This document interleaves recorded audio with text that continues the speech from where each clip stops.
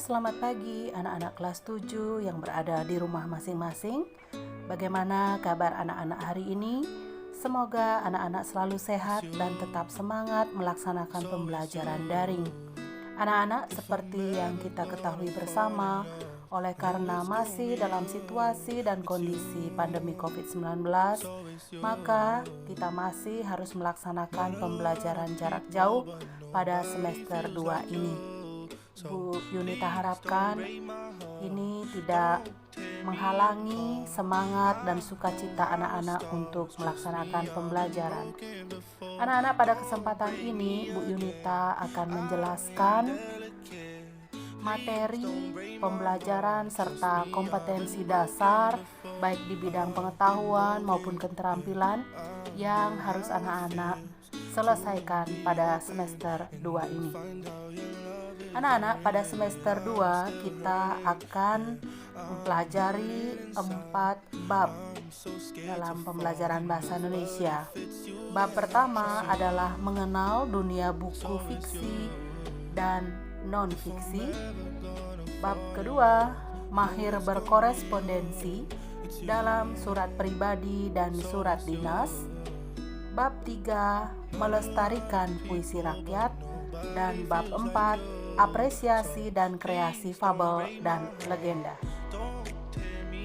Anak-anakku, pada bab 1 yaitu mengenal dunia buku fiksi dan non-fiksi, ada 2 kompetensi dasar pengetahuan dan 2 kompetensi dasar keterampilan yang harus anak-anak tuntaskan.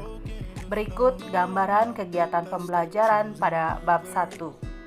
Untuk kompetensi dasar 3.9 dan 4.9, kita akan belajar tentang pengertian dan unsur-unsur buku fiksi dan non-fiksi. Untuk tugas pengetahuan atau KD 3.9, anak-anak akan kami berikan latihan soal berupa link soal. Dan untuk tugas keterampilan pada KD 4.9, anak-anak juga akan diberikan latihan soal berupa link soal.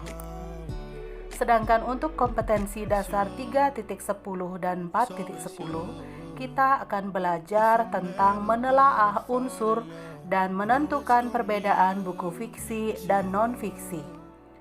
Untuk tugas pengetahuan atau KD 3.10, anak-anak akan melaksanakan ulangan harian berupa link soal untuk materi di KD 3.9 dan 3.10. Dan pada tugas keterampilan atau KD 4.10, anak-anak akan melaksanakan tugas menelaah buku fiksi dan non-fiksi yang dikerjakan di buku latihan dan fotonya dikirim di Google Classroom yang baru.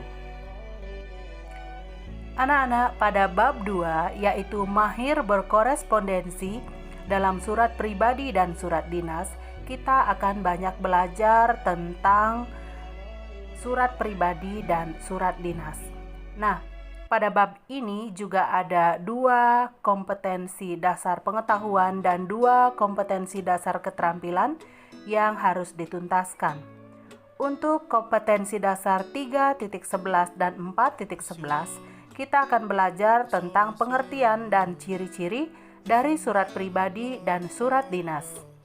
Untuk tugas pengetahuan di KD 3.11, anak-anak akan diberikan latihan soal berupa link soal.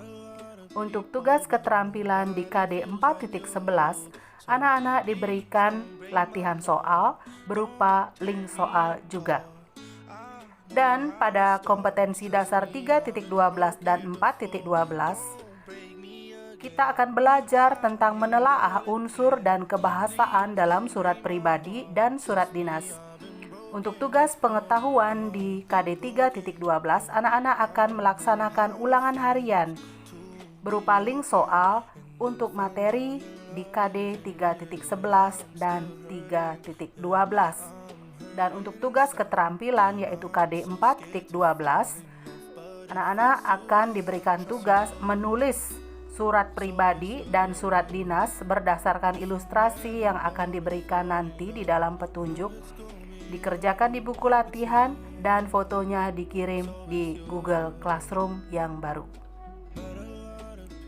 Anak-anak, sebagai insan yang berbudaya, kita juga wajib melestarikan sastra Indonesia. Pada bab 3 kita akan belajar tentang melestarikan puisi rakyat. Dan di bab ini juga ada 2 kompetensi dasar pengetahuan dan 2 kompetensi dasar keterampilan yang wajib dituntaskan. Pada kompetensi dasar 3.13 dan 4.13, kita akan belajar tentang pengertian, jenis-jenis, dan ciri-ciri puisi rakyat, yaitu pantun, syair, dan lain-lain. Untuk tugas pengetahuan di KD 3.13, anak-anak akan mengerjakan latihan soal berupa link soal. Demikian juga di tugas keterampilan KD 4.13, anak-anak juga mengerjakan latihan soal berupa link soal. Untuk kompetensi dasar 3.14 dan 4.14, kita akan belajar tentang menelaah struktur dan kebahasaan dalam puisi rakyat. Untuk tugas pengetahuan di KD 3.14, anak-anak akan melaksanakan ulangan harian berupa link soal untuk materi di KD 3.13 dan 3.14.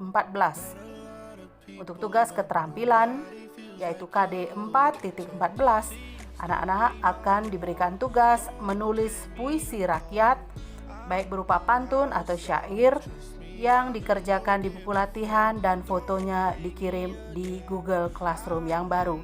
Tentunya nanti akan diberikan penjelasan detail di petunjuk tugas atau di classwork.